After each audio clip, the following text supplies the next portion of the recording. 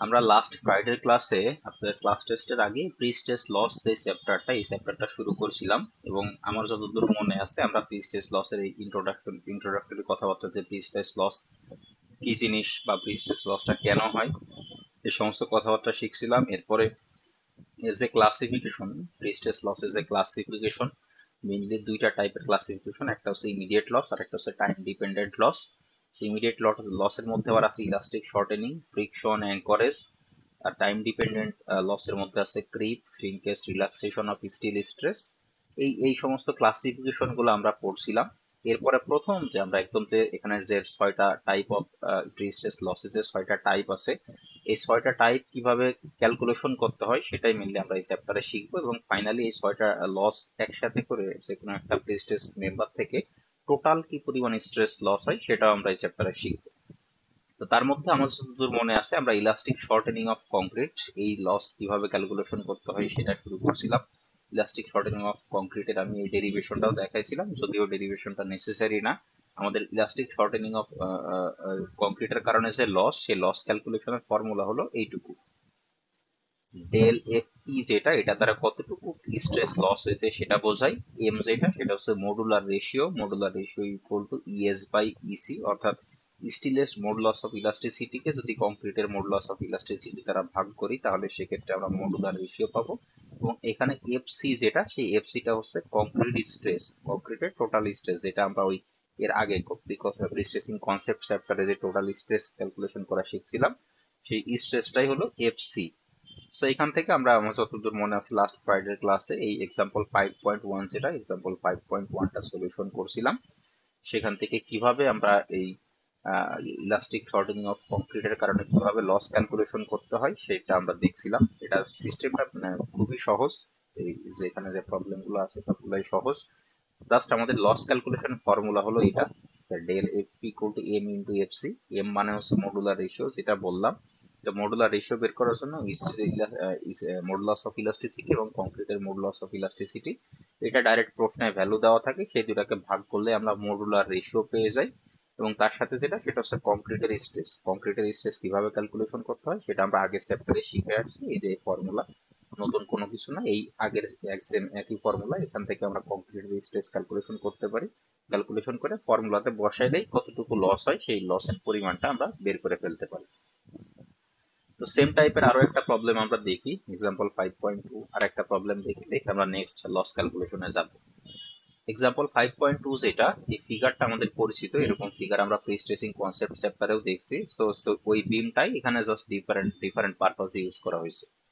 এখানে বলা আছে rectangular concrete beam 300 millimetre deep and 200 millimetre wide, তার মানে উইডথ হচ্ছে 200 মিলিমিটার, ডেপথ হচ্ছে 300 millimetre, is pre-staged by means of 15 5 millimeter diameter wires located at 65 millimeter from the bottom of the beam। কথাটার মানে হচ্ছে এই যে এখানে যে বিমটা দেওয়া আছে সেই বিমের নিচের দিকে 15টা স্টিলের ওয়্যার আছে, প্রত্যেকটা ডায়ামিটার হচ্ছে 5 মিলিমিটার। এখানে একটা জিনিস খেয়াল রাখবেন, আপনাদের পরীক্ষার প্রশ্নে কিন্তু এই ফিগার দেওয়া থাকতেও পারে, নাও থাকতে পারে। আমাদের এইখানে যেভাবে ব্যাখ্যা করে বলা আছে সেভাবে ব্যাখ্যা করে বলা থাকতে পারে। সেই অনুযায়ী আপনি আপনার সুবিধা মতো একটা ফিগার যদি প্রয়োজন মনে হয় তাহলে সেটা ড্র করে নিতে পারেন। এই সমস্ত প্রশ্নের ক্ষেত্রে যে ফিগার দেওয়াই থাকবে এরকমটা না, এটা দেওয়া থাকতেও পারে, নাও থাকতে পারে, কিন্তু যে সমস্ত ইনফরমেশন প্রয়োজন সব ইনফরমেশন গুলাই এখানে ব্যাখ্যা করা থাকবে। সেখানে যেমন বলা আছে যে নিচের দিকে 15টা স্টিলের ওয়্যার আছে, এই যে বাই মিনস অফ 15টা স্টিলের ওয়্যার আছে, প্রত্যেকটা ডায়ামিটার হচ্ছে 5 মিলিমিটার, এবং এদের লোকেশন হচ্ছে বটম থেকে 65 মিলিমিটার উপরে। তার পাশাপাশি বলা আছে যে বিমের টপ পোর্শনে 3টা 5 মিলিমিটারের ওয়্যার আছে, যাদের পজিশন হচ্ছে টপ থেকে 25 মিলিমিটার নিচে। তো সেটা এখানে দেখানো আছে, 3টা স্টিলের ওয়্যার যাদের লোকেশন হচ্ছে টপ থেকে 25 মিলিমিটার নিচে, এবং এদেরও ডায়ামিটার হচ্ছে 5 মিলিমিটার। এরপরে বলা আছে if the wires are initially tension to a stress of 840 newton per millimetre square, অর্থাৎ এই যে এখানে যে ওয়্যার গুলো আছে সেই ওয়্যার গুলোর মধ্যে প্রি স্ট্রেস দেওয়া হয়েছে হচ্ছে 840, ইনিশিয়ালি প্রি স্ট্রেস দেওয়া আছে 840 নিউটন পার মিলিমিটার স্কোয়ার। এখান থেকে বলতেছে calculate the percentage loss of stress in steel immediately after transfer allowing for the loss of stress due to elastic deformation of concrete only. তার মানে হচ্ছে এখানে শুধুমাত্র ইলাস্টিক ডিফরমেশন অফ কংক্রিট চিন্তা করে এখানে কত পার্সেন্ট স্ট্রেস লস হইতেছে সেই লসের পরিমাণটা আমাদের বের করতে হবে। এখানে আমাদের আরো যে ভ্যালু দেওয়া আছে সেটা হচ্ছে স্টিলের মডুলাস অফ ইলাস্টিসিটি। আমরা এটা যখন স্টিল স্ট্রাকচার পড়ি আমরা ওই এফপিএস ইউনিটে শিখে আসলাম 29,000 কেএসআই। তো সেটাই হচ্ছে kilo newton per millimetre unit, SI ইউনিটে নিয়ে আসলে সেই ভ্যালুটা হয় 210 kilo newton per millimetre square. এবং কংক্রিটের মডুলাস অফ ইলাস্টিসিটি যেটা সেই ভ্যালুটা দেওয়া আছে 31.5 kilo newton per millimetre square. এগুলো হলো গিভেন ইনফরমেশন। এখান থেকে আমরা কিভাবে প্রবলেমটা সলভ করব দেখেন, যারা যদি কেউ লাস্ট ফ্রাইডে ক্লাস মিস করে থাকেন এটা ভালো করে খেয়াল করেন। সেম একই প্রসেস, লাস্ট ফ্রাইডেতে আমরা যেভাবে যে প্রসেসে ম্যাথ করছি এখানেও সেম একই প্রসেসেই ম্যাথ করা হবে। তো আমাদের উদ্দেশ্যটা কি? আমাদের উদ্দেশ্যটা হচ্ছে লস ক্যালকুলেশন করা। তো লস ক্যালকুলেশনের ফর্মুলাটা কি? লস ক্যালকুলেশনের ফর্মুলা হচ্ছে জাস্ট এই যে উপরে যেটা দেখাইলাম, লস ক্যালকুলেশনের ফর্মুলা হচ্ছে এইটা, জাস্ট এতটুকু, এম ইন্টু এফ সি। তাহলে এখন আমাকে এম এর ভ্যালু বের করতে হবে আর এফ সি এর ভ্যালু বের করতে হবে। তো এম এর ভ্যালুর জন্য আবার ফর্মুলা কি? এম এর ভ্যালুর ফর্মুলা হচ্ছে স্টিলের modulus of elasticity divided by কংক্রিটের মডুলাস অফ ইলাস্টিসিটি। তাহলে যদি আমরা এই প্রবলেমের ক্ষেত্রে খেয়াল করি, এখানে স্টিলের মডুলাস অফ ইলাস্টিসিটি দেওয়া আছে 210 আর কংক্রিটের মডুলাস অফ ইলাস্টিসিটি দেওয়া আছে 31.5।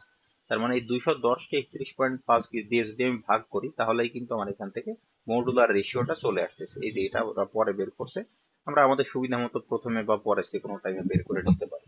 তাহলে modular ratio M equal to ES by EC. ES এর ভ্যালু দেওয়া আছে 210, ইসি এর ভ্যালু দেওয়া আছে 31.5। এটা ভাগ করলে মডুলার রেশিওর ভ্যালুটা আসে 6.67। তার মানে আমাদের এই যে ফর্মুলা, মেইন যে ফর্মুলা লস ক্যালকুলেশনের, সেখান থেকে আমরা এম এর ভ্যালুটা পেয়ে গেছি। এখন আমাদের কংক্রিটের স্ট্রেস কতটুকু সেই কংক্রিটের স্ট্রেসের ভ্যালুটা আমাদের বের করতে হবে। তো কংক্রিট স্ট্রেস বের করার ফর্মুলা আমরা জানি, এই ফর্মুলা আমরা দেখে আসছি আগে। কংক্রিট স্ট্রেস বের করার এই যে minus F by M plus minus AP Y by I, এই ফর্মুলা আমরা এর আগেও দেখে আসছি। তো এই ফর্মুলাতে আমাদের যে সমস্ত ভ্যালু প্রয়োজন এখন সেই সমস্ত ভ্যালুটাই উপরে ক্যালকুলেশন করা আছে, আর অন্য কোনো কিছু না। তো প্রথমত আমাদের এই কংক্রিটের স্ট্রেস বের করতে হলে যেটা লাগে, প্রথমে লাগে হচ্ছে ফোর্স। প্রি স্ট্রেসিং ফোর্স কত সেই প্রি স্ট্রেসিং ফোর্সের ভ্যালুটা আমাদের প্রয়োজন। তাহলে প্রি স্ট্রেসিং ফোর্স আমাদের ডাইরেক্ট প্রশ্নে কোথাও দেওয়া নাই, কিন্তু দেওয়া আছে প্রি স্ট্রেসের স্ট্রেস কত সেই স্ট্রেসের ভ্যালুটা দেওয়া আছে। তাহলে স্ট্রেসের ভ্যালু থেকে আমরা প্রথমে যদি ফোর্স বের করতে চাই তাহলে আমাদের আবার স্টিলের এরিয়া বের করতে হবে।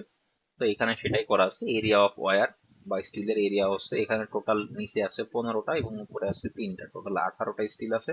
তাই 18 ইন্টু যদি ডায়ামিটার দেওয়া থাকে, আমরা জানি ডায়ামিটার থেকে এরিয়া বের করার ফর্মুলা হচ্ছে পাই বাই 4 ডি স্কোয়ার। তো সেটা এখানে করা হয়েছে pi by 4 diameter 5, pi by 4 into 5 square. তার সাথে যেহেতু 18টা স্টিলের ওয়্যার আছে তাই 18 দ্বারা গুণ করে টোটাল স্টিলের এরিয়াটা আমরা পাইছি 353.43 মিলিমিটার স্কোয়ার। তাহলে এখান থেকে যদি আমরা এফ বের করতে চাই, এটা ওরা এফটা পরে বের করছে, আমরা আমাদের সুবিধা মতো আগে পরে যে কোনো জায়গায় বের করতে পারি। এই যে প্রি স্ট্রেসিং ফোর্স, যেটা pre tracing force equal to stress into স্টিলের এরিয়া।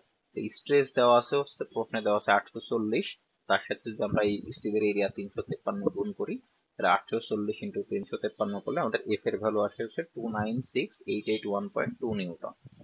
আর আমাদের প্রথম যে মিসিং ভ্যালু এফ, সেই এফটা আমরা ক্যালকুলেশন করে ফেলছি। এরপরে আমাদের যেটা প্রয়োজন ক্যালকুলেশন সেটা হচ্ছে এরিয়া অফ কংক্রিট। তো এরিয়া অফ কংক্রিটের জন্য আমাদের এই বিমটার উইডথ দেওয়া আছে, ডেপথ দেওয়া আছে। উইডথ দেওয়া আছে 200 মিলিমিটার, ডেপথ দেওয়া আছে 300 মিলিমিটার। এটা 360 না, এটা আসলে 300 মিলিমিটার। এখানে জাস্ট লিখতে ভুল হয়েছে, ক্যালকুলেশন 300 দিয়েই করা হয়েছে। তো জাস্ট 200 ইন্টু 300 করলে আমরা এরিয়াটা পাই 6 ইন্টু 10⁴ মিলিমিটার স্কোয়ার। তার মানে এখানে আমাদের এরিয়া বা এসি এটাও আমাদের ক্যালকুলেশন করা শেষ। এখন আমরা আসি এফ। এফ তো আমরা আগেই ক্যালকুলেশন করলাম, এই যে 296,881.2। এরপর আসতেছে ইসেন্ট্রিসিটি। এই ইসেন্ট্রিসিটির জায়গাটাই শুধুমাত্র আমাদের আগের থেকে একটু ডিফারেন্ট বা আগের থেকে একটু চেঞ্জ হয়ে গেছে। তো ইসেন্ট্রিসিটি আমরা কিভাবে বের করব? ইসেন্ট্রিসিটি বের করব আমরা প্রথমে, যেহেতু নিচে 15টা স্টিলের তার আছে আর উপরে আছে 3টা স্টিলের তার। এর আগে যে প্রবলেম আমরা সলভ করছিলাম, একটু যদি ডিফারেন্স দেখাই, এই যে প্রবলেমটা আছে, এই প্রবলেমে শুধুমাত্র একটা জায়গায় স্টিল আছে। তো একটা জায়গায় স্টিল আছে মানে কি, আমরা যদি ইসেন্ট্রিসিটি বের করতে হয়, আমি এই কথাটা অনেকবার বলছি, ইসেন্ট্রিসিটি হচ্ছে নিউট্রাল অ্যাক্সিস থেকে যেখানে ফোর্স অ্যাপ্লাই করা হয় তার যে ডিস্টেন্স সেটা হলো ইসেন্ট্রিসিটি। তাহলে এখানে যদি রড থাকে আমরা অবশ্যই প্রি স্ট্রেসটা এখানেই দিব। তাহলে ইসেন্ট্রিসিটি ক্যালকুলেশন করা হয় যে নিউট্রাল অ্যাক্সিস থেকে যেখানে রডের পজিশন, এটাই হচ্ছে ইসেন্ট্রিসিটি। কিন্তু এই প্রবলেমের ক্ষেত্রে আমরা দেখতেছি উপরেও রড আছে নিচেও রড আছে, তাহলে আসলে ইসেন্ট্রিসিটির ভ্যালুটা কত হবে? তো সেটা ক্যালকুলেশন করার জন্য কি করি আমরা, এই যে নিচের রড এবং উপরের রড এটা এদের একটা কম্বাইন্ড সেন্ট্রয়েড, অর্থাৎ এদের কম্বাইন্ড অ্যাকশনটা কোথায় কাজ করতেছে সেটা আমরা বের করি। এদের কম্বাইন্ড সেন্টার অফ গ্র্যাভিটি কোথায়, এটা কোথায় আছে সেটা আমরা বের করে নিই। তো সেটা বের করার জন্য এই ওয়াই বার বের করতে হয়। ওয়াই বারের ফর্মুলা হচ্ছে a1 y1 plus a2 y2 divided by a1 plus a2। A1 কি জিনিস, আমি যদি বটমে যেগুলো আছে সেই বটমের স্টিল গুলাকে যদি আমি 1 নাম্বার চিন্তা করি, মানে এটাকে যদি আমরা 1 দ্বারা প্রকাশ করি এবং টপের স্টিলটাকে যদি আমরা 2 দ্বারা প্রকাশ করি, তার মানে A1 মানে হচ্ছে বটম স্টিল গুলোর এরিয়া। তো বটম স্টিল আছে যেহেতু 15টা, তাই 15 π/4, এবং বটম স্টিলের ডায়ামিটার হচ্ছে 5 মিলিমিটার, তাই π/4 ইন্টু 5 স্কোয়ার। এবং বটম থেকে বা নিচ থেকে, এই যে বটম যে স্টিল তাদের মধ্যবর্তী এখান থেকে একদম নিচের এই সারফেস থেকে বটম স্টিলের লোকেশন হচ্ছে 65 মিলিমিটার, তাই 65 দ্বারা গুণ করছি, অর্থাৎ A1 Y1 Y1টাই হচ্ছে 65, অর্থাৎ নিচের থেকে প্রথম যে স্টিলটা আছে তার লোকেশন। এরপরে যদি আমরা সেকেন্ড পার্টে যাই, সেকেন্ড পার্টে এখানে স্টিলের ওয়্যার আছে 3টা, তাই 3 দ্বারা গুণ হয়েছে π/4। এই স্টিলের ডায়ামিটার হচ্ছে 5 মিলিমিটার, তাই 5 স্কোয়ার। আর এখন যদি বটম থেকে আমরা এই স্টিলের ডিস্টেন্স কত সেটা ক্যালকুলেশন করতে চাই, আমাদের বলা আছে এই স্টিলটা টপ থেকে ডিস্টেন্স হচ্ছে 25 মিলিমিটার আর টোটাল এর ডেপথ হচ্ছে 300 মিলিমিটার। তাহলে বটম থেকে যদি আমরা ডিস্টেন্স বের করতে চাই, 300 থেকে 25 বাদ দিলে আমরা বটম থেকে এই যে এই পর্যন্ত স্টিল থেকে শুরু করে বটমের এই পর্যন্ত ডিস্টেন্সটা পাই 275 millimetre, divided by A1 plus A2। A1 plus A2, এই যে A1 প্লাস A2 করেই আমরা এখানে টোটাল স্টিলের এরিয়াটা পাইছিলাম 353.43। কেউ যদি মনে করেন A1 আলাদা করে A2 আলাদা করে বের করে এখানে যোগ করবো, তাতেও কোনো অসুবিধা নেই। তো এটা ক্যালকুলেশন করলে আমাদের ওয়াই বারের ভ্যালুটা আসে হচ্ছে 100 মিলিমিটার। এই 100 মিলিমিটারের সিগনিফিকেন্সটা কি? 100 মিটারের সিগনিফিকেন্স হলো এই যে এখন আমি ধরে নিলাম যে উপরের স্টিল এবং নিচের স্টিল এদের দুইটা স্টিলের কম্বাইন্ড একসাথে করলে তাদের সেন্টার অফ গ্র্যাভিটিটা আসে এখানে। তাহলে ওয়াই বার 100 মানে হচ্ছে এই যে এই সেন্টার অফ গ্র্যাভিটি থেকে বটম পর্যন্ত এই যে ডিস্টেন্স, এই ডিস্টেন্সটা হলো 100 মিলিমিটার। তাহলে এখান থেকে এখন আমরা ইসেন্ট্রিসিটি বের করতে পারবো। আমরা ইসেন্ট্রিসিটি জানি হচ্ছে নিউট্রাল অ্যাক্সিস থেকে যেখানে সেন্টার অফ গ্র্যাভিটি আছে রডের তার মধ্যবর্তী ডিস্টেন্স। যেহেতু টোটাল যে বিমটার ডেপথ সেটা হচ্ছে 300 মিলিমিটার, তার মানে নিউট্রাল অ্যাক্সিস আছে হচ্ছে মাঝখানে 150 মিলিমিটারে। তো 150 মিলিমিটার থেকে যদি আমরা ইসেন্ট্রিসিটি ক্যালকুলেশন করতে চাই, এইখান থেকে এইটুকু হচ্ছে আবার বলা আছে ওয়াই বার আমরা বের করছি 100, তার মানে ইসেন্ট্রিসিটি হবে হচ্ছে 150 মাইনাস 100, অর্থাৎ 150 মাইনাস 100 করলে ইসেন্ট্রিসিটির ভ্যালুটা আসে 50 মিলিমিটার। তাহলে ইসেন্ট্রিসিটি ক্যালকুলেশন করার জন্য এখানে আমাদের মানে সেন্ট্রয়েডটা বের করা লাগছে। আগের প্রবলেমে যেহেতু শুধুমাত্র নিচেই রড ছিল, এখানে আলাদাভাবে সেন্ট্রয়েড বের করা লাগে নাই, আমরা জাস্ট এখান থেকে এই পর্যন্ত যে ডিসটেন্স সেটাকে ইসেন্ট্রিসিটি হিসেবে ম্যাথ করে দিতে পারছি। এর পরবর্তীতে আমাদের আছে জিনিসটা প্রয়োজন, সেটা হচ্ছে মোমেন্ট অফ ইনার্শিয়া। তো মোমেন্ট অফ ইনার্শিয়া যেহেতু পুরো রেক্ট্যাঙ্গুলার বিমটা একটা রেক্ট্যাঙ্গুলার বিম, তাই মোমেন্ট অফ ইনার্শিয়ার ফর্মুলা হবে bh3/12। বি মানে হচ্ছে তার প্রস্থ, যেটা 200 মিলিমিটার, ডেপথ হচ্ছে 300 মিলিমিটার, তাহলে bh3 ডিভাইডেড বাই 12 করলে এখান থেকে মোমেন্ট অফ ইনার্শিয়ার ভ্যালু আসে 45 ইন্টু 10⁻⁷ মিলিমিটার টু দি পাওয়ার 4। এখন আমাদের মোটামুটি সব ভ্যালুই বের করা শেষ, এখন জাস্ট আমাদের যে টোটাল স্ট্রেস বের করার ফর্মুলা, সেই টোটাল স্ট্রেস বের করার ফর্মুলাতে আমরা ভ্যালুগুলো বসাই দিব। তো আমাদের টোটাল স্ট্রেস বের করার ফর্মুলা কিন্তু আরো একটা অংশ ছিল, ফাইনালি লাস্টে আরো একটা অংশ ছিল, সেটা হচ্ছে my ডিভাইডেড বাই আই। তো যেহেতু আমাদের এখানে এক্সটার্নাল কোনো লোডের কথা বলে নাই, যদি লোড না থাকে তাহলে অবশ্যই সেটা মোমেন্ট আমরা কাউন্ট করতেছি না, তাই আমরা এই অংশটুকু লিখি নাই, আমরা শুধুমাত্র প্রথম দুইটা অংশ লিখছি। আরো একটা কনফিউশন থাকতে পারে যে আমরা যখন ফর্মুলা লিখছি তখন এটাকে আমরা দেখতাম minus F by A plus minus F Y by I, তাহলে এখানে আমরা মাইনাসটা কেন দেই নাই সেটার ব্যাখ্যা ওই যে উপরের লাইনে লেখা আছে। এই ক্ষেত্রে লস ক্যালকুলেশনের ক্ষেত্রে এটা কম্প্রেশনকে পজিটিভ ধরে নিচ্ছে। তো আপনি যদি নেগেটিভ ধরে নেন পজিটিভ ধরে নেন কোনো অসুবিধা নাই, ভ্যালু সেমই আসবে, লসের পরিমাণটা সেমই আসবে। আমি যদি এখানে মাইনাস চিন্তা করি তাতেও কোনো অসুবিধা নেই, ভ্যালু আলটিমেটলি একই ভ্যালু আসবে, শুধু এখানে আসবে নেগেটিভ মাইনাস, এতটুকুই। তাহলে প্রথমে আমাদের এই প্রবলেমে বলা নাই যে আমরা আসলে টপ ফাইবারের স্ট্রেস বের করব নাকি বটম ফাইবারের স্ট্রেস বের করব। তাহলে আমরা কি করব, আমরা টপ এবং বটম দুইটাই বের করে নেই। প্রথমে যদি আমরা টপ ফাইবারের স্ট্রেস বের করতে চাই, টপ ফাইবারের জন্য এফ বাই এ তো সবসময় কম্প্রেসিভ, তো আমরা যদি মাইনাস চিন্তা করি এখানে মাইনাস দিতে পারি, যদি কম্প্রেশনকে প্লাস চিন্তা করি তাহলে অ্যাজ ইট ইজ যেভাবে আছে সেভাবে রেখে দিতে পারি। এফ এর ভ্যালু হচ্ছে 296,881.2, আর এরিয়া অফ কংক্রিট হচ্ছে 6 ইন্টু 10⁴। যেহেতু প্রি স্ট্রেসিং ফোর্স নিচে কাজ করে, প্রি স্ট্রেসিং ফোর্সের কারণে টপ ফাইবারে টেনশন তৈরি হয়, টেনশনকে, যেহেতু আমরা এখানে কম্প্রেশনকে পজিটিভ ধরতেছি তাই টেনশনকে এখানে নেগেটিভ লেখা আছে। তাছাড়া আর আগের মতোই, নতুন কোনো চেঞ্জ নাই। আমরা এই এখানে যেহেতু কম্প্রেশনকে পজিটিভ ধরে নিচ্ছি তাই এখানে টপে টেনশন হলেও আমরা সেইটাকে নেগেটিভ দ্বারা প্রকাশ করতেছি। কেউ যদি মনে করেন আমরা আগে যা শিখছি যে কম্প্রেশনকে নেগেটিভ ধরবো টেনশনকে পজিটিভ ধরবো, তাতেও কোনো অসুবিধা নাই, তার ম্যাথও পুরোপুরি ঠিক থাকবে, তার আনসারও সেম একই আনসারই আসবে। এখন যদি ভ্যালুগুলো বসাই, এফ এর ভ্যালু হচ্ছে 296,881.2, ইসেন্ট্রিসিটি আমরা বের করে দেখলাম 50, এবং ওয়াইটি মানে হচ্ছে এই আমাদের সেকশনটা আছে, এই সেকশনটার এক্সট্রিম ফাইবারের ডিস্টেন্স। এখন এক্সট্রিম ফাইবারের ডিস্টেন্স আসলে কত হবে? আমরা যদি পুরা চিন্তা করি, আমরা যদি পুরা এই বিমটা চিন্তা করি, তাহলে পুরা বিমের ডেপথ হচ্ছে 300 মিলিমিটার। যখন আমি টপ ফাইবারে বের করতেছি, টপ ফাইবারের রড আছে কোথায়? এই যে এই পজিশনে। তাহলে এই নিউট্রাল অ্যাক্সিস থেকে একদম এক্সট্রিম ফাইবার পর্যন্ত ডিস্টেন্স হচ্ছে 150, আর এই রডের পজিশন হচ্ছে আবার একদম এক্সট্রিম থেকে 25 মিলিমিটার নিচে। তাই এখানে কি করা হয়েছে, 150 থেকে 25 বাদ দিয়ে ওয়াই ভ্যালুটা লেখা আছে 125 divided by moment of inertia. এটা আমরা ক্যালকুলেশন করে রাখছি 45 × 10⁻⁷। এই পুরোটা বসায় যদি ক্যালকুলেশন করা হয় তাহলে টপ ওয়্যারের ক্ষেত্রে আমাদের স্ট্রেসের ভ্যালুটা আসে 0.82 নিউটন পার মিলিমিটার স্কোয়ার। এখানে পজিটিভ চিহ্ন আসছে মানে এখানে কিন্তু কম্প্রেসিভ স্ট্রেস আছে, যেহেতু এখানে কম্প্রেশনটাকে পজিটিভ ধরছে। সরি। এখন যদি আমরা বটমে বের করি তাহলে জাস্ট এই চিহ্নটাই চেঞ্জ হয়ে যাবে, তাছাড়া বাকি সবকিছুই সেম থাকবে। যেহেতু কম্প্রেশনকে পজিটিভ ধরা হয়েছে তাই এফ বাই এ এখানেও পজিটিভ, ভ্যালুগুলোও সেম, 296,881.2 ডিভাইডেড বাই 6 × 10⁻⁴। আর বটমে আমরা জানি প্রি স্ট্রেসিং ফোর্স বটমে কাজ করে, এবং প্রি স্ট্রেসিং ফোর্সের কারণে বটমে কম্প্রেশন তৈরি হয়, এবং এখানে যেহেতু কম্প্রেশনকেই পজিটিভ ধরা হয়েছে তাই এখানে চিহ্নটাও পজিটিভ। এই ক্ষেত্রেও 296,881.2, ই এর ভ্যালু হচ্ছে 50। এখন যদি আমরা ইসেন্ট্রিসিটি চিন্তা করি, এই যে বটম স্টিল হচ্ছে এই পুরা এখান থেকে এই পর্যন্ত ডিস্টেন্স হচ্ছে 150, তার মধ্য থেকে এই যে এখানে যে 15টা স্টিল ওয়্যার আছে সেই 15টা স্টিল ওয়্যারের ডিস্টেন্স হচ্ছে বটম থেকে 65, তাহলে 150 থেকে 65 বাদ যাবে, 150 থেকে 65 বাদ দিলে ভ্যালুটা আসে 85। তাহলে বটম ফাইবারের ক্ষেত্রে আমরা এই স্ট্রেস পাইলাম হচ্ছে 7.75 নিউটন পার মিলিমিটার স্কোয়ার। এখন যদি আমরা জাস্ট লস ক্যালকুলেশন করতে চাই তাহলে লস ক্যালকুলেশন করার জন্য আমাদের ফর্মুলা এটা এম ইন্টু এফ সি।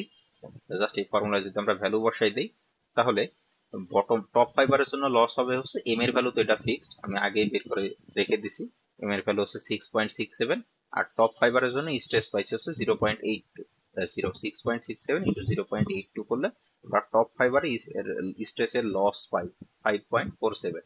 অর্থাৎ আমরা প্রথমে যে 840 নিউটন পার মিলিমিটার স্ট্রেস দিছিলাম, প্রি স্ট্রেস দিছিলাম বিমটাতে, তার মধ্যে টপ ফাইবারে 5.47 পার মিলিমিটার স্কোয়ার এতটুকু স্ট্রেস নষ্ট হয়ে যাবে। এখন যদি বটম ফাইবারে বের করতে চাই, এম এর ভ্যালু তো 6.67 আর স্ট্রেসের ভ্যালু যেখানে ক্যালকুলেশন করে পাইছি 7.75। এটা যদি বসাই দিই তাহলে সেক্ষেত্রে লস অফ স্ট্রেস আসতেছে 51.69 নিউটন পার মিলিমিটার স্কোয়ার। তার মানে হচ্ছে 840 এর মধ্যে এই যে 51.679 নিউটন পার মিলিমিটার স্কোয়ার, এটা হচ্ছে ইলাস্টিক শর্টেনিং এর কারণে নষ্ট হয়ে যায়, লস হয়ে যায়। আমাদের প্রশ্নে পার্সেন্টেজ বের করতে বলছে তাই এখানে পার্সেন্টেজ বের করা হয়েছে। যে টপ ফাইবারের জন্য পার্সেন্টেজ বের করি, টপ ফাইবারের নষ্ট হয়েছে হচ্ছে 5.47। আমরা প্রথমে স্ট্রেস দিয়েছিলাম 840, তাহলে পার্সেন্টেজ বের করতে হলে সেখান থেকে 100 গুণ করতে হয়, তাহলে জাস্ট পুরোটা ক্যালকুলেশন করলে টপ ফাইবারের স্ট্রেসের লস আসে 0.6765%। আর বটম ফাইবারের জন্য আমাদের এখানে লস হয়েছে 51.69 নিউটন পার মিলিমিটার স্কোয়ার। আমাদের ইনিশিয়াল স্ট্রেসটা ছিল হচ্ছে 840 newton per millimetre square into 100 শতকরা নেওয়ার জন্য। তো এখান থেকে ক্যালকুলেশন করলে আমাদের ভ্যালুটা আসে 6.15%। অর্থাৎ আমাদের যে বিমটা দেওয়া আছে এই বিমটার টপ ফাইবারের স্ট্রেস নষ্ট হয় হচ্ছে 0.65%, এবং বটম ফাইবারের স্ট্রেস নষ্ট হয় হচ্ছে 6.15%। তো আমাদের এই পার্সেন্ট লসটাই ক্যালকুলেশন করতে বলছিল, আমরা সিস্টেমেটিক্যালি সেই পার্সেন্টেজ লসটা ক্যালকুলেশন করলাম।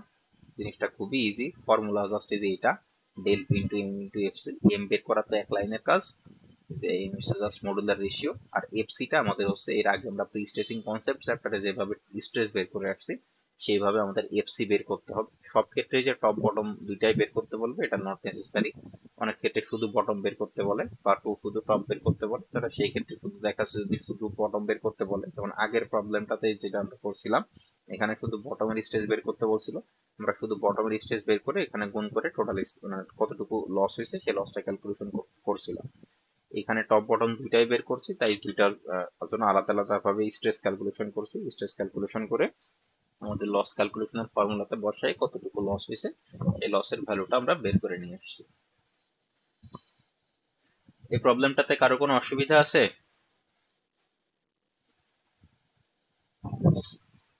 যদি কারো কোনো সমস্যা থাকে বলতে পারেন।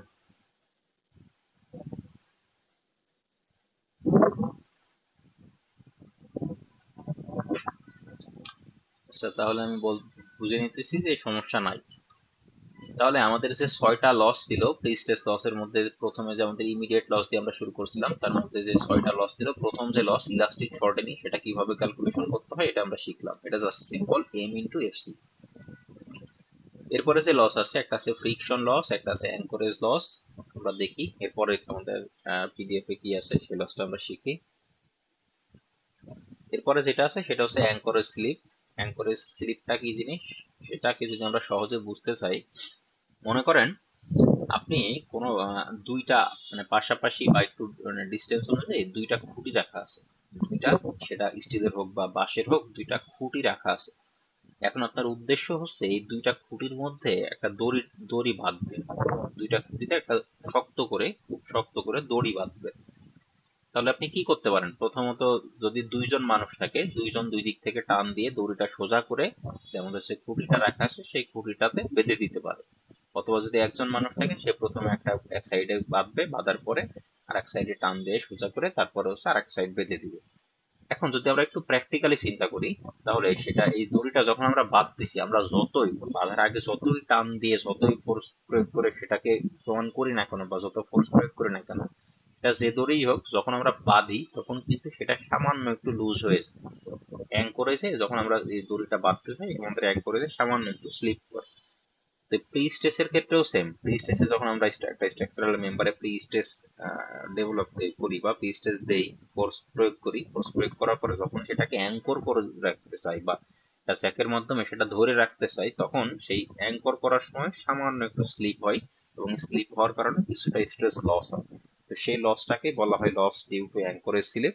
তো সেটাই এখানে লেখা আছে, যা জাস্ট একবার রিডিং করে নিলেই হবে।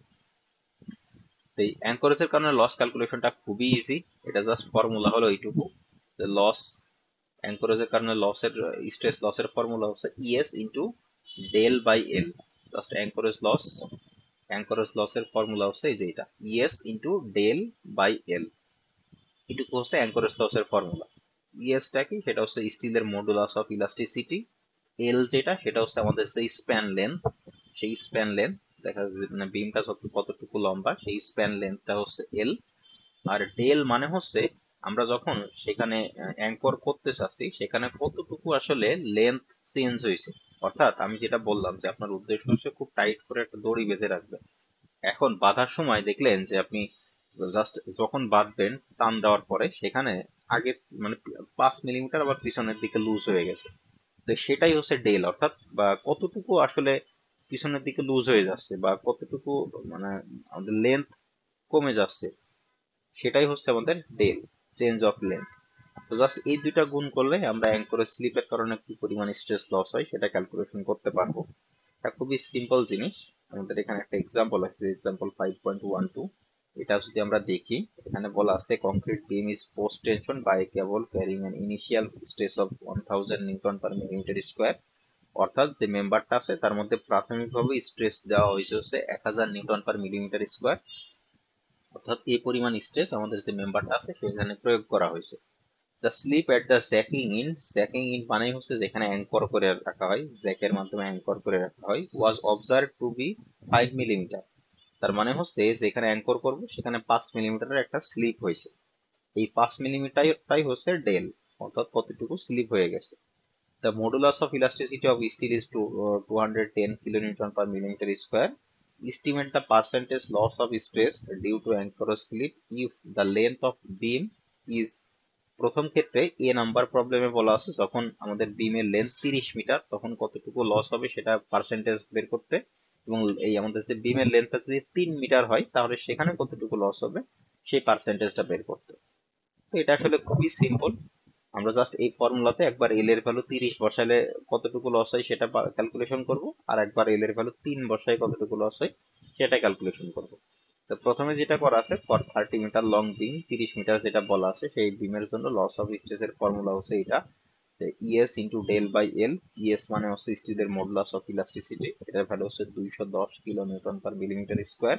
যেহেতু কিলো নিউটন, আমরা বাকি যে আরেকটা স্ট্রেস দেওয়া আছে ইনিশিয়াল স্ট্রেস, যেটা ইনিশিয়াল প্রি স্ট্রেস ভ্যালুটা দেওয়া আছে হচ্ছে 1000 নিউটন পার মিলিমিটার স্কোয়ার। তো কিলো নিউটন থেকে নিউটনে নিতে হলে আমরা জানি 1000 দ্বারা গুণ করতে হয়, তাই এখানে 10 টু দি পাওয়ার 3 দ্বারা গুণ করছি, ইন্টু ডেল। ডেল মানে কি, কতটুকু স্লিপ হয়েছে সেই ভ্যালুটা দেওয়া আছে হচ্ছে 5 মিলিমিটার, ডিভাইডেড বাই এল মানে ইনিশিয়াল লেন্থ। তো 30 মিটার যেহেতু ছিল, যেহেতু বাকি আর একটা লেন্থ আমরা মিলিমিটার ইউজ করছি, তাই এই 30 মিটারটাকে আমরা মিলিমিটারে নেওয়ার জন্য 1000 দ্বারা গুণ করে 30 ইন্টু 1000 করলে আমাদের এখানে লস অফ স্ট্রেস আসে 35 নিউটন পার মিলিমিটার স্কোয়ার। অর্থাৎ এই অ্যাঙ্করের স্লিপের কারণে আমাদের 1000 থেকে এই যে 35 নিউটন পার মিলিমিটার স্ট্রেস নষ্ট হয়ে যাবে, লস হয়ে যাবে। তাহলে যদি আমরা পার্সেন্টেজ বের করতে চাই, তাহলে percentage equal to loss stress 35 divided by initial pre stress 1000 into 100 করলে আমরা এখান থেকে পার্সেন্টেজ লস পাই 3.5%। এখন যদি 3 মিটার বিমের জন্য আসি, জাস্ট সেম একই জিনিস, জাস্ট লেন্থটা আগে ছিল 30, এখন হয়ে যাবে 3, অর্থাৎ 210 into 10 to the power 3 into slip আছে 5 মিলিমিটার ইন্টু ডিভাইডেড বাই আমাদের যে বিমের লেন্থ, বি নাম্বার প্রবলেমের ক্ষেত্রে বিমের লেন্থ দেওয়া আছে 3 মিটার, তাই 3 মিটারকে মিলিমিটারে নেওয়ার জন্য 1000 দ্বারা গুণ করছি। তো এখান থেকে স্ট্রেস লস হয়েছে 350 নিউটন পার মিলিমিটার স্কোয়ার। এটা যদি আমরা এখন পার্সেন্টেজ ক্যালকুলেশন করতে চাই, তাহলে আমাদের লস হয়েছে 350, আর ইনিশিয়াল প্রি স্ট্রেস ছিল 1000 ইন্টু 100 করলে পার্সেন্টেজ লস আসে 35%। অর্থাৎ আমাদের এখানে সব ভ্যালুগুলো জাস্ট এই অ্যাঙ্কর স্লিপের কারণে হচ্ছে লসের যে value E S into del by L, এই ফর্মুলাতে জাস্ট আমাদের সব ভ্যালুগুলো দেওয়া আছে, এখানে বসাই আমরা দেখতে বললাম যে 30 মিটার লং বিমের ক্ষেত্রে আমাদের স্ট্রেস নষ্ট হয়েছিল 3.5%, 3 মিটার যে বিম সেটার জন্য আমাদের স্ট্রেস নষ্ট হয়েছে 35%। কারো কোনো অসুবিধা আছে এটাতে?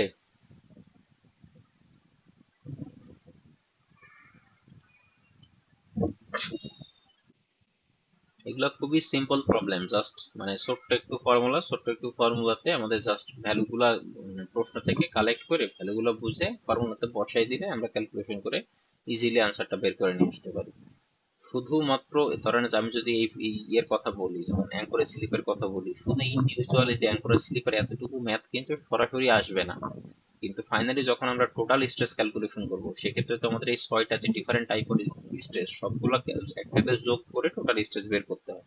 তো তার একটা স্টেপ হচ্ছে অ্যাঙ্করের স্লিপ। তো যখন আমরা টোটাল স্ট্রেস বের করবো, জাস্ট এক লাইনে আমরা এই ফর্মুলা বসে ওই লাইনে অ্যান্সার করে বের করে আমরা যোগ করে টোটাল স্ট্রেসটা বের করতে পারি।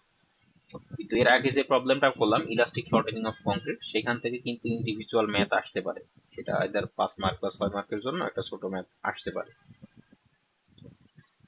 এরপরে যেটা আমাদের লস আছে সেটা হচ্ছে ফ্রিকশনাল লস। অর্থাৎ আমাদের যে প্রথমে আমরা ক্লাসিফিকেশন দেখছিলাম, ক্লাসিফিকেশনের মধ্যে আমাদের ইমিডিয়েট 3টা লস ছিল, একটা হচ্ছে ইলাস্টিক শর্টেনিং, সেটা আমাদের পড়া শেষ, অ্যাঙ্করেজটা পড়া শেষ, তাহলে ইমিডিয়েটের মধ্যে আমাদের আর একটা লস আছে বাকি আছে, সেটা হচ্ছে ফ্রিকশনাল লস বা লস ডিউ টু ফ্রিকশন। তো সেটা আমরা দেখি যে ফ্রিকশনাল লসটা কি জিনিস, বা ফ্রিকশন লস ডিউ টু ফ্রিকশনটা কি জিনিস।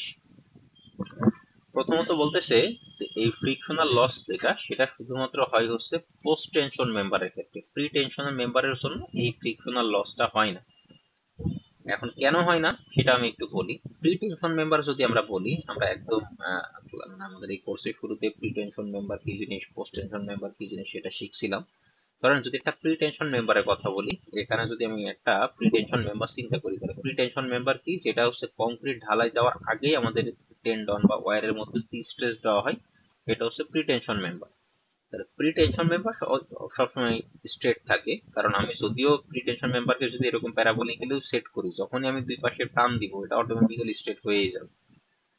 প্রি টেনশন মেম্বারে যেহেতু আমি আগেই টান দেই, তো এখানে আসলে এই ফ্রিকশনাল লস বলতে যেটা বোঝায় সেটা হচ্ছে এই যে টেন্ডন এবং টেন্ডনের সাথে যে ডাক্ট পাইপ থাকে, অর্থাৎ পোস্ট টেনশন মেম্বার বা ব্রিজের যে আপনারা গার্ডার যেগুলো দেখেন, ব্রিজের গার্ডারে কি থাকে, তখন ঢালাই দেওয়ার আগেই একটা ডাক্ট পাইপ ঢুকাই দেওয়া হয়, ডাক্ট পাইপের ভিতর দিয়ে সব আমাদের টেন্ডন গুলো বের করা থাকে, তারপরে কংক্রিট ঢালাই দেওয়া হয়।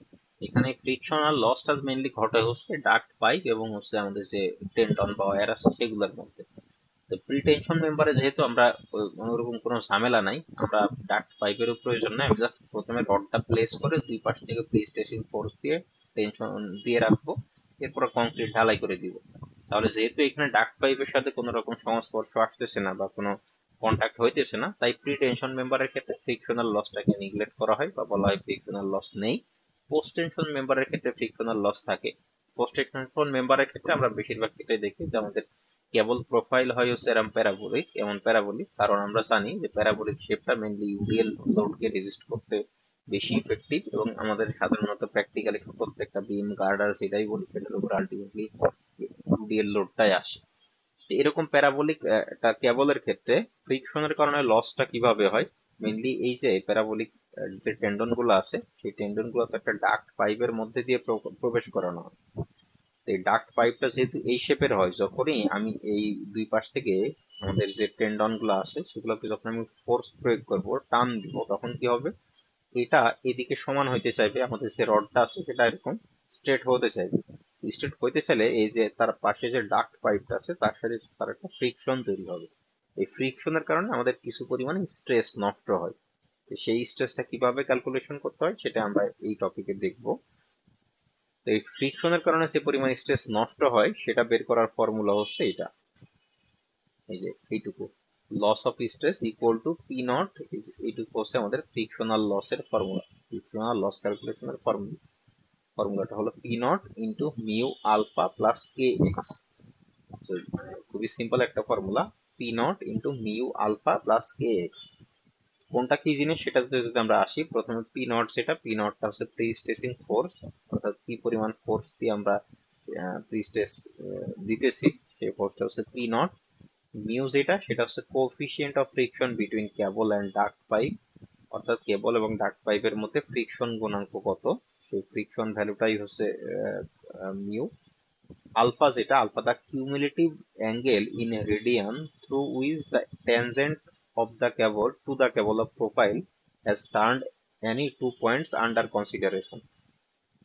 এই আলফা কি জিনিস সেটা যদি আমরা বুঝতে চাই, ধরেন আমার এই যে কেবল প্রোফাইলটা আছে, সেই কেবল প্রোফাইলের এখানে একটা পয়েন্ট, এখানে একটা পয়েন্ট, তো এদের মধ্যে আমি ফ্রিকশনাল লস যদি ক্যালকুলেশন করতে চাই তাহলে আমি কি করতে পারি, প্রথমত প্রথম যে পয়েন্ট আছে সেখান থেকে আমরা এরকম একটা স্পর্শক টানতে পারি, ট্যানজেন্ট ড্র করতে পারি। সেকেন্ড যে পয়েন্ট আছে সেখান থেকেও আমরা একটা ট্যানজেন্ট ড্র করতে পারি। এই যে দুইটা ট্যানজেন্ট ড্র করলাম, এই তাদের ট্যানজেন্টের মধ্যবর্তী এখানে দেখানোই আছে যে অ্যাঙ্গেলটা এখানে ক্রিয়েট হইতেছে সেটাই বলা হচ্ছে আলফা। রিলেটিভ যে অ্যাঙ্গেলটা তৈরি হচ্ছে সেই অ্যাঙ্গেলটাকে বলা হচ্ছে আলফা। তো এটা আমাদের আসলে মানে জিওমেট্রিক্যালি ক্যালকুলেশন করা যায়, কিন্তু জিওমেট্রিক্যালি ক্যালকুলেশনটা লেন্দি হয়ে যায়, তো আমরা ডাইরেক্ট আমাদের জাস্ট ছোট ফর্মুলা আছে, স্লোপ থেকে আমরা খুব সহজে এই আলফার ভ্যালুটা বের করতে পারি। সেটা যখন আমরা ম্যাথমেটিক্যাল প্রবলেম সলভ করবো তখন দেখবো যে আলফার ভ্যালুটা আমরা খুব ইজিলি কিভাবে বের করতে পারি। এরপরে যেটা আছে সেটা হচ্ছে কে, এটা হচ্ছে friction coefficient for wave effect. এটা হচ্ছে একটা ফিক্সড, মানে ফিক্সড না, এটা একটা কোএফিসিয়েন্ট ভ্যালু, সেটা হচ্ছে ওয়েভ ইফেক্টের কারণে আসে আমাদের যখন এই এখানে প্রি স্ট্রেসিং ফোর্স অ্যাপ্লাই করতেছি, সেই প্রি স্ট্রেসিং ফোর্সের কারণে এর মধ্যে ওয়েভ ইফেক্ট আসে, সেই ইফেক্টের যে কোএফিসিয়েন্ট, ফ্রিকশন কোএফিসিয়েন্ট, সেটা হচ্ছে কে। এবং ফাইনালি এক্স যেটা, সেটা হচ্ছে এনি ডিস্টেন্স ফ্রম টেনশনিং ইন্ড, অর্থাৎ এখান থেকে এই সাপোর্ট থেকে বা যেখানে টেনশন দেওয়া হইতেছে সেখান থেকে যে কোনো ডিস্টেন্স যদি আমরা ফ্রিকশনাল লস কি পরিমাণ হয়েছে সেটা ক্যালকুলেশন করতে চাই তাহলে সেই ডিস্টেন্সটাই হচ্ছে এক্স। এখানে দেখেন একটা ক্রস সেকশন দেখানো আছে, যদি আমরা এইখানে লস কতটুকু হয়েছে, এই এই লসটাকে মানে যেই পজিশনে আমরা লস ক্যালকুলেশন করি সেই লসকে প্রকাশ করা হয় পি এক্স দ্বারা। এক্স মানে হচ্ছে ওই পজিশনের অবস্থান। তো সেখান থেকে ফাইনালি আমরা যখন এক্স ক্যালকুলেশন করতে যাব, আমাদের যেখানে টেনশন ফোর্স অ্যাপ্লাই করা হচ্ছে সেখান থেকে ওই পজিশন পর্যন্ত যে ডিস্টেন্স, সেই ডিস্টেন্সটাকে বলা হয় এক্স। এটাই হচ্ছে আমাদের pre stressing loss due to friction ক্যালকুলেশনের ফর্মুলা। এখান থেকে আমরা একটা প্রবলেম দেখি যে আসলে আমরা সলিউশন কিভাবে করব বা আলটিমেটলি ভ্যালুগুলো কিভাবে বের করব। একটু ভালো করে খেয়াল করেন, এটা একটা ইম্পর্টেন্ট প্রবলেম, ইজি প্রবলেম। এখানে বলা আছে concrete beam of 10 metre span, 100 metre wide and 300 millimetre deep.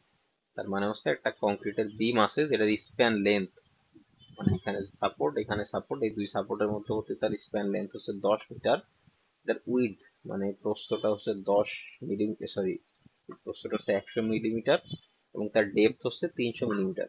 এই যে বিমটা আছে সেই বিমটার ডেপথ হচ্ছে 300 মিলিমিটার। ইজ প্রিস্টেড বাই 3 কেবলস, মানে এখানে 3টা কেবল দেওয়া আছে। এই প্রথমে উপরে যেটা দেখাচ্ছে সেটা হচ্ছে নাম্বার 1 কেবল, মাঝখানে কেবল 2, নিচে যেটা আছে সেটা হচ্ছে কেবল 3।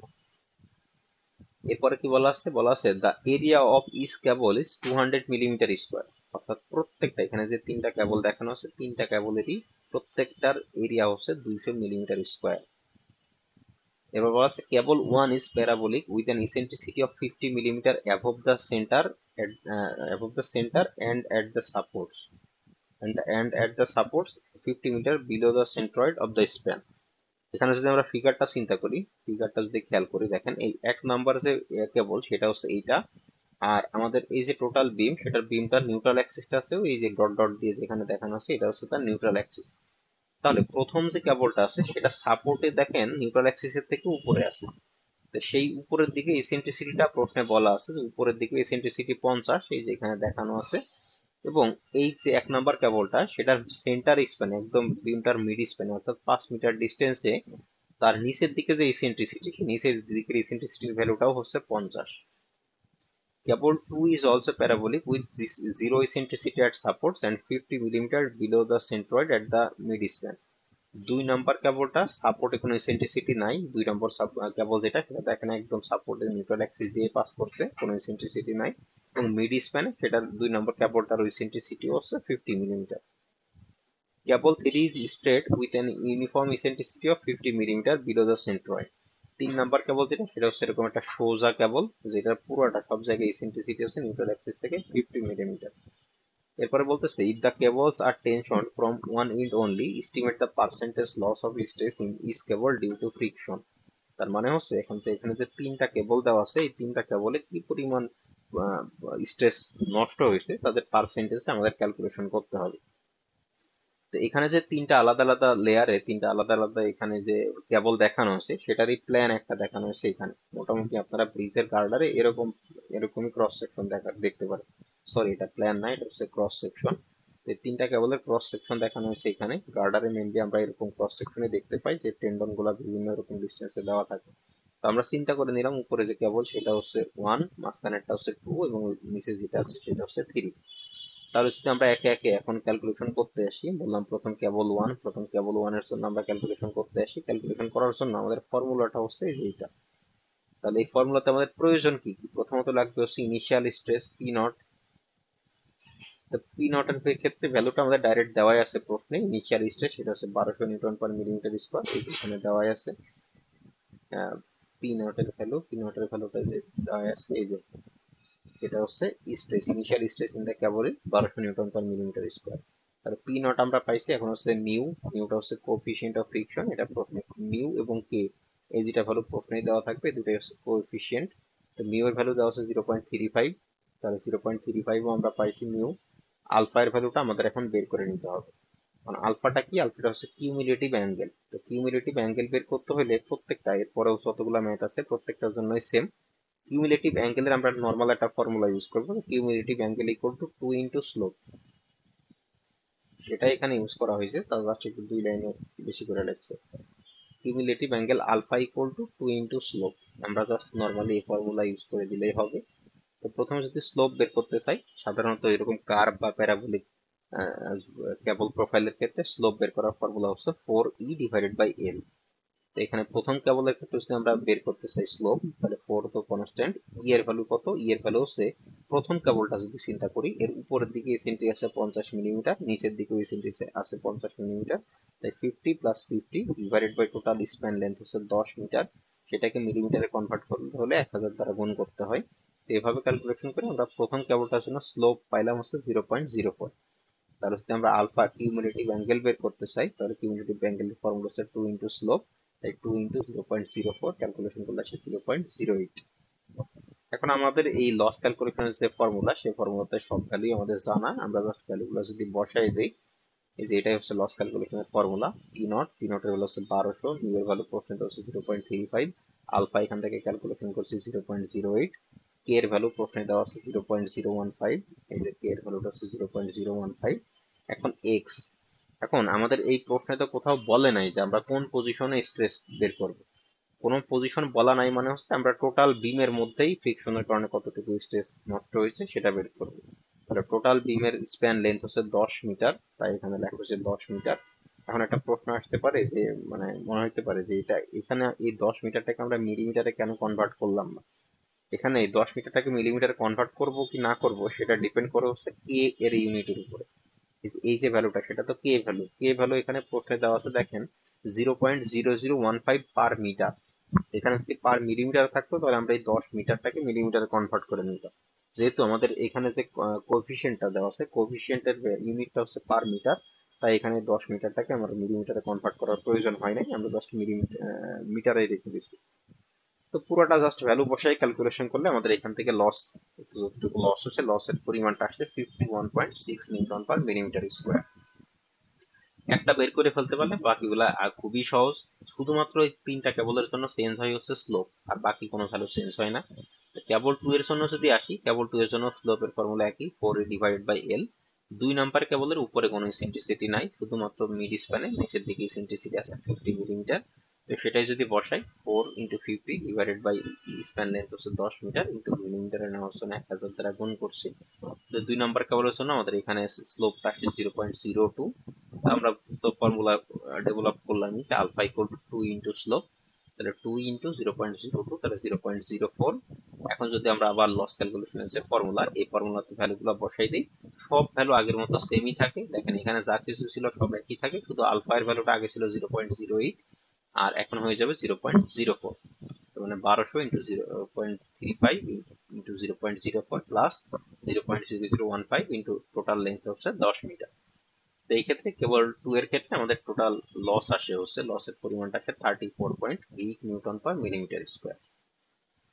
এখন যদি আমরা 3 নাম্বার কেবলের জন্য আসি, 3 নাম্বার কেবলটা হচ্ছে একদম নিচে আছে, একদম স্ট্রেট ভাবে নিচের দিকে আছে। তো এই কেবলটার জন্য যদি আমরা লস ক্যালকুলেশন করতে চাই, জিনিস চিন্তা করেন, আমরা এই যে প্রথম কেবল 1 এবং কেবল 2 এই দুটোর জন্য যখন স্লোপ বের করছি, স্লোপ মানে কি? স্লোপ মানে হচ্ছে একটা কার্ভের ট্যানজেন্ট ড্র করলে সেই ট্যানজেন্টটা কি পরিমাণে কি হারে কমতেছে বা বাড়তেছে সেটাকে বলা হয় স্লোপ।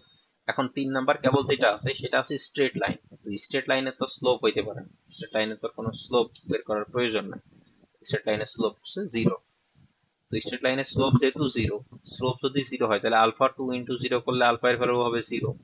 জাস্ট এই আলফা 0 বসে আমাদের আগের মতোই সেম ফর্মুলাতে সব ভ্যালুগুলো বসাই দিব। 1200 ইন্টু যে এখানে যে আলফা ইন্টু মিউ ছিল এই অঙ্কটুকু শুধু 0 হয়ে যাবে, বাকি 0.0015 ইন্টু 10। আগে যেভাবে ক্যালকুলেশন করছি সেম একইভাবে এটা ক্যালকুলেশন করলে আমাদের ফ্রিকশনের কারণে লসের ভ্যালুটা আসছে 18 নিউটন পার মিলিমিটার স্কোয়ার। তাহলে আমাদের যে তিনটা কেবল ছিল, তিনটা কেবলের জন্য আমরা লসের ভ্যালুটা কতটুকু লস হয়েছে সেই লসের পরিমাণটা আমরা বের করছি। এখন যদি পার্সেন্টেজ বের করতে চাই, 1 নাম্বার কেবলের জন্য প্রত্যেকটা কেবলে আমাদের ইনিশিয়াল স্ট্রেস ছিল হচ্ছে 1200 নিউটন পার মিলিমিটার স্কোয়ার। প্রথম কেবলের জন্য আমাদের নষ্ট হয়েছে 51.6, তাহলে প্রথম কেবলের জন্য পার্সেন্টেজ হচ্ছে 51.6 ডিভাইডেড বাই 1200 ইন্টু 100, এটা আসে 4.3%। 2 নম্বর কেবলের জন্য নষ্ট হয়েছিল 34.8, তাহলে 34.8 divided by initial stress into 100, 2.9%।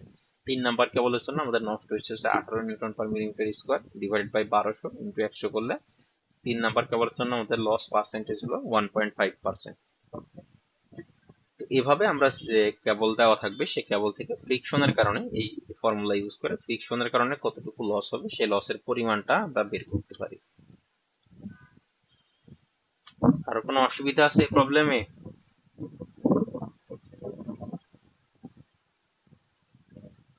কারো কোনো সমস্যা আছে এখানে? আচ্ছা, যদি সমস্যা না থাকে তাহলে আমরা ফ্রিকশন থেকে আরো একটা ম্যাথ দেখি আমরা যে ইমিডিয়েট যে লস, সেই ইমিডিয়েট লসটা আমরা শেষ করে ফেলবো। একই প্রবলেম 5 পয়েন্ট, এখানে 5.9 যেভাবে সাব সলিউশন করলাম এই 5.10ও আমরা সেম একইভাবেই সলিউশন করব। এখানে ফিগার দেখে ঘাবড়ানোর কিছু নাই, এখানে মেইনলি এই প্রবলেমটা দুইভাবে সলিউশন করা আছে। একটা হচ্ছে জ্যামিতিক ওয়েতে সলিউশন করা আছে, অর্থাৎ এখানে আমরা জ্যামিতি পিথাগোরাসের উপপাদ্য, তারপরে হচ্ছে আমাদের সার্কেলের কিছু রুলস, এই জ্যামিতি ইউজ করে আমরা একবার মানে সলিউশন করতে পারি। অথবা আমরা যে ফর্মুলা শিখলাম যে alpha equal to 2 into slope, এখানে যে আমরা যা ইউজ করছি যে alpha equal to 2 into slope, এই ফর্মুলা দিলেও আমরা খুব সহজেই কতটুকু লস হয়েছে সেই লসটা ক্যালকুলেশন করতে পারবো, সেটাই এখানে দেখানো আছে। তো প্রথমে যদি আমরা দেখি post tension concrete beam 200 millimetre wide and 400 millimetre deep is prestressed by a circular cable. Cable area হচ্ছে 800 millimetre square with zero eccentricity at the ends and 150 millimetre at the centre. ভালো করে খেয়াল করেন, এই ফিগার থেকে confuse হওয়া যাবে না। এই ফিগারের মানে কিন্তু এটা না যে বিমটা হচ্ছে সার্কুলার, বিমটা হচ্ছে এরকম একটা রেক্ট্যাঙ্গুলার বিম। প্ল্যানটা যদি ড্র করি, এরকম একটা রেক্ট্যাঙ্গুলার বিম, এর যে কেবলটা আছে সেই কেবলটার এরকম সাপোর্টে তার ইসেন্ট্রিসিটি নাই এবং মিড স্প্যানে তার ইসেন্ট্রিসিটি হচ্ছে 150 মিলিমিটার, আমাদের প্রশ্নে সেটাই বলা আছে। এবং এখানে যে কেবলটা ইউজ করা আছে সেই কেবলটার এরিয়া হচ্ছে 800 millimetre square. The span of the beam is 10 metre, তার মানে এটা লেন্থ হচ্ছে 10 metre. The cable is to be stretched from one end such that the initial stress is 840 newton per millimetre square. অর্থাৎ প্রথম প্রাথমিকভাবে আমরা এই প্রি স্ট্রেসটা দিচ্ছিলাম হচ্ছে 840 newton per millimetre square. Is available in the unjacked end immediately after anchoring. Determine the stress in the wires at the jacking end and the percentage loss of stress due to friction.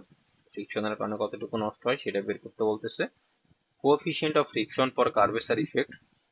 Curvature effect মানেই হচ্ছে wave effect, মানে এই যে wave effect এটা হচ্ছে 0.6, অর্থাৎ কে এর ভ্যালুটা হচ্ছে 0.6। ও সরি, কার্ভেচার ইফেক্ট হচ্ছে ডাক্ট পাইপের সেই ইফেক্ট, মানে অর্থাৎ কার্ভ থাকার কারণে ডাক্ট পাইপের মধ্যে যে কোএফিসিয়েন্ট আসছে সেই কোএফিসিয়েন্ট হচ্ছে 0.6 মিউ, এটা হচ্ছে মিউ।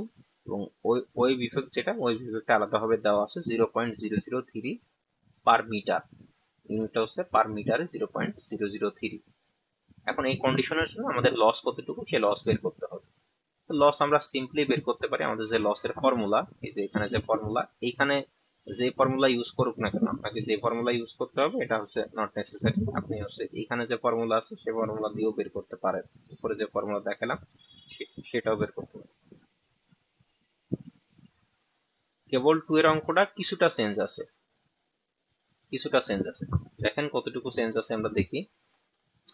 প্রথমত আমরা যদি আলফা বের করতে চাই তাহলে এখানে প্রথমে যে আর দিয়ে যেটা করা আছে সেটা হচ্ছে জ্যামিতিক উপায়ে করা আছে। তো আমরা আসলে ওই জ্যামিতিক উপায়ে না করে আমরা জাস্ট সিম্পলি আমাদের সিম্পলিসিটির জন্য আমরা যেটা বের করছি যে প্রথমে স্লোপ বের করব, স্লোপকে 2 দ্বারা গুণ করলে আমরা আলফা পাবো।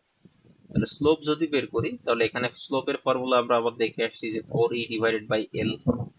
তাহলে এখানে 4 ইন্টু ইসেন্ট্রিসিটি প্রশ্নে দেওয়া আছে 150 divided by total span length হচ্ছে 10 ইন্টু 1000। তাহলে যদি এটা করি তাহলে সেক্ষেত্রে আমাদের স্লোপের ভ্যালুটা আসে হচ্ছে 0.006।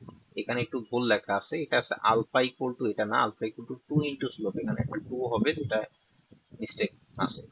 তাহলে alpha equal to 2 into slope at the end, তাহলে স্লোপ পাইছি হচ্ছে 0.006, তাহলে আলফা কত পাবো, আলফা পাবো হচ্ছে 2 ইন্টু 0.006, 0.06 সরি। তাহলে সেক্ষেত্রে আলফা এর ভ্যালুটা এখান থেকে ক্যালকুলেশন করে ভ্যালুটা আসছে 0.12 রেডিয়ান। এটা কনফিউজ হওয়া যাবে না, এখানে যে sine alpha, tan alpha, cause alpha যা ইউজ করুক না কেন আমাদের আসলে এটা দরকার পড়তেছে না। এই সাইন আলফা কজ আলফা এটার দরকার যদি জ্যামিতিক ভাবে যে পিথাগোরাসের সূত্র অ্যাপ্লাই করে করা হয় তাহলে সেই ক্ষেত্রে এগুলোর দরকার হয়। কিন্তু আমাদের আসলে সিম্পলিসিটি আমরা আগেই সেটাকে সিম্পল করে নিছি। এই সাইন আলফা দিয়ে ভ্যালুটা আসে 0.06, আমরা যদি স্লোপ মেথড ইউজ করি সেক্ষেত্রে ভ্যালুটা আসে 0.06। তাহলে তো আমাদের আসলে কমপ্লেক্সিটি দিতে যাওয়ার দরকার নাই, আমরা সিম্পল এই ফর্মুলা দিয়ে আমরা সলভ করে ফেলতে পারি। এখন এই আগের প্রবলেম আর এই প্রবলেমের মধ্যে মেনলি চেঞ্জটা কি, চেঞ্জটা হচ্ছে আমাদের এখানে যেটা বলা আছে, একটু প্রশ্নটা ভালো করে যদি দেখি, বলা আছে cable is stressed from one inch such that an initial stress 840 newton per millimetre is available in the unjacked end immediately after anchoring। কথাটার মানে হচ্ছে আমাদের এই যে যে বিমটা আছে সেই বিমটার এক পাশে জ্যাক লাগানো আছে, অর্থাৎ টেনশন দিয়ে দেওয়ার পরে এক পাশে অ্যাঙ্কর করা আছে, এবং অপর পাশে যে পাশটা ফ্রি আছে বা যে পাশটায় অ্যাঙ্কর করা নাই সে আনজ্যাক প্রান্তে আমাদের স্ট্রেসের ভ্যালুটা ছিল হচ্ছে 840। তারপরে বলতেছে determine the stress in the wires at the jacking in, তার মানে এই যে পাশে জ্যাক লাগানো আছে, অ্যাঙ্কর লাগানো আছে সেই পাশে স্ট্রেসটা কত সেই স্ট্রেসটা বের করতে বলতেছে, তারপরে আমাদের লস পার্সেন্টেজটা বের করতে বলতেছে। তাহলে ভ্যালু আমাদের আসলে কি বের করা লাগবে, ভ্যালু বের করা লাগবে হচ্ছে এখানে এই যেখানে আমরা ফোর্স অ্যাপ্লাই করতেছি জ্যাকিং ইন সেইখানে ইনিশিয়াল স্ট্রেসটা কত সেই ইনিশিয়াল স্ট্রেসের ভ্যালুটা বের করতে হবে। অর্থাৎ আমরা আগের প্রবলেমের সাথে যদি কম্পেয়ার করি তাহলে আমাদের এই পি নট এর ভ্যালুটা এখন বের করতে হবে। পি নটের ভ্যালুটা আমাদের বের করতে হবে। তাহলে পি নটের ভ্যালু যদি বের করতে চাই, আমরা এর আগে যে ফর্মুলাটা ইউজ করলাম আগের প্রবলেমের জন্য, সেই যদি ব্যাক করি, এই যে এই প্রবলেমে যদি ব্যাক করি, আমরা আগের ক্ষেত্রে কি করছি, আমরা just loss of stress equal to এটুকু ইউজ করছি। এখন লস অফ স্ট্রেস এর ফর্মুলা হচ্ছে either P naught minus P X, মানে এই পি এক্স সেটা হচ্ছে আসলে ইফেক্টিভলি সেখানে কতটুকু স্ট্রেস আছে, আর পি নট হচ্ছে ইনিশিয়াল স্ট্রেস। ধরেন আমি বলছিলাম যে ইনিশিয়াল স্ট্রেস আমি দিছি 100 নিউটন পার মিলিমিটার স্কোয়ার, এবং আমি অপর প্রান্তে গিয়ে দেখলাম যে ইনিশিয়ালি মানে ইফেক্টিভলি সেখানে স্ট্রেস আসতেছে 90। কথাটার মানে কি 10 লস হয়ে গেছে। তো সেটাই বলতেছে যে আমি ইনিশিয়ালি যেটা দিচ্ছি সেটা পি নট, এবং ইফেক্টিভলি আমি অপর প্রান্তে যেটা পাইতেছি সেটা হলো পি এক্স। তো সেই লসের ফর্মুলা আসছে, আমরা টোটাল এটা ইউজ করতে পারি, সেটা হচ্ছে P naught minus P X equal to P not into mu alpha plus K X. তো এটারই একটা সিম্পলিফাইড রূপ হচ্ছে উপরে লেখা আছে, এই যে উপরে এখানে লেখা আছে ইফেক্টিভ যে যতটুকু স্ট্রেস আমরা অপর প্রান্তে পাবো সেই stress equal to P not into bracket 1 minus mu alpha plus K x. এইটাকেই জাস্ট রিঅ্যারেঞ্জিং ফর্মটা হচ্ছে এইটা। তো আমরা যদি এই ফর্মুলা ইউজ করি, আমরা ওই অপর প্রান্তের কতটুকু স্ট্রেস সেটা জানি। অপর প্রান্তের স্ট্রেস হচ্ছে 840, এটা আমাদের প্রশ্নে দেওয়া আছে। যে প্রান্তে ফোর্স অ্যাপ্লাই করতেছি বা স্ট্রেস দিতেছি সেই প্রান্তের স্ট্রেস কত সেটা আমরা বের করব। তার মানে আমরা এই ফর্মুলাটা ইউজ করে দিই। এই ফর্মুলা যদি আমরা ভ্যালু বসাই,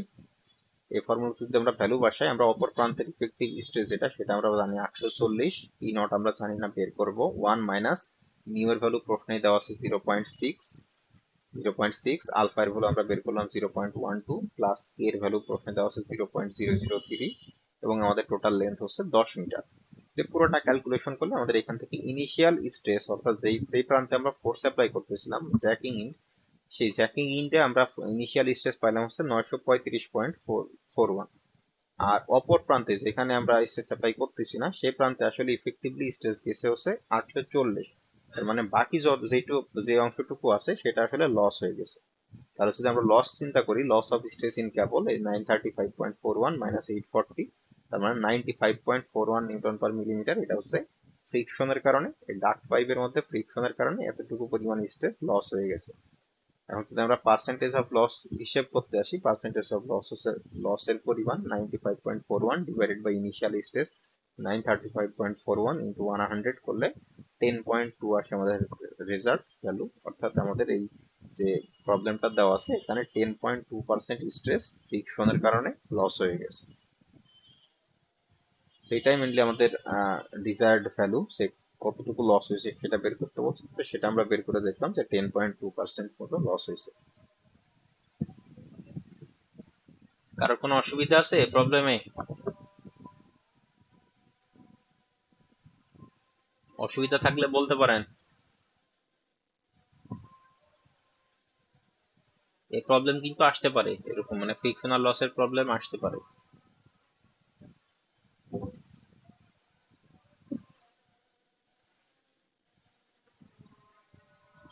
যদি কারো কোনো অসুবিধা না থাকে তাহলে যদি কারো কোনো অসুবিধা না থাকে তাহলে হচ্ছে আমরা আজকের ক্লাসটা এখানেই শেষ করব। আমাদের মোটামুটি ইমিডিয়েট লস হচ্ছে তিনটা টাইপের লস। একটা হচ্ছে elastic loss due to elastic shortening of concrete. যদি দেখি লস টাইপ গুলো, যদি দেখি এগুলো ছিল আমাদের লসের টাইপ। ইমিডিয়েট লসের মধ্যে ছিল ইলাস্টিক শর্টেনিং অফ কংক্রিট, এটা আমরা শেষ করছি। ফ্রিকশনাল লস শেষ করলাম, অ্যাঙ্করেজ লসও শেষ করছি। এরপরে সেই টাইম ডিপেন্ডেন্ট যে লস গুলো আছে এগুলো খুবই ইজি। এর মধ্যে মেনলি দুইটা, ক্রিপার শ্রিঙ্কেজের জন্য ফর্মুলা আছে, রিল্যাক্সেশনের জন্য কোনো ফর্মুলা নাই। এটা হচ্ছে জাস্ট পার্সেন্টেজ ডাইরেক্ট দেওয়াই থাকে, সেখান থেকে ক্যালকুলেশন করা যায়। আশা করতেছি আমরা কালকের ক্লাসে টাইম ডিপেন্ডেন্ট লস এগুলো আছে সেগুলো শেষ করে ফেলতে পারবো, এবং ফাইনালি লাস্ট যে আপনাদের ফ্রাইডে যে ক্লাসটা পাবো সেই ক্লাসে হচ্ছে টোটাল স্ট্রেস কিভাবে ক্যালকুলেশন করা, অর্থাৎ একটা স্ট্রাকচারাল মেম্বার বা বিম থেকে বা গার্ডার থেকে টোটাল এই 6টা লস একবারে ক্যালকুলেশন করে সেখান থেকে টোটালি কতটুকু লস হচ্ছে সেটা কিভাবে ক্যালকুলেশন করে, এটা ইনশাল্লাহ আমরা ফ্রাইডে ক্লাসে শিখে ফেলতে পারবো। এ পর্যন্ত কারোর কোনো কিছু জানা থাকলে জিজ্ঞেস করতে পারেন, বলতে পারেন, আদারওয়াইজ আমরা ক্লাসটা শেষ করব।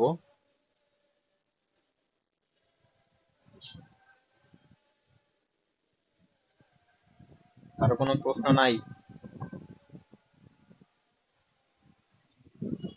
আচ্ছা, যদি না থাকে তাহলে আমরা ক্লাসটা শেষ করতেছি। আপনারা এগুলো একটু পড়াশোনা করেন, প্রি স্টেজ বারবার আমি ক্লাসেও বলছি।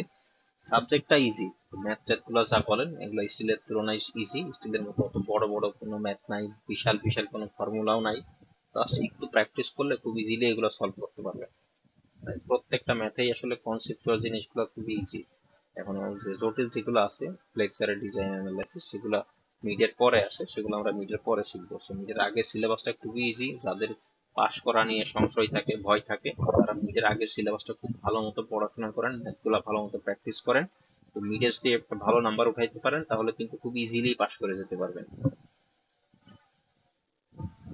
ঠিক আছে, আমরা ক্লাসটা আজকে এখানেই শেষ করতেছি। আপনারা লিভ নিতে পারেন, অ্যাটেন্ডেন্স অটোমেটিক্যালি চলে আসবে।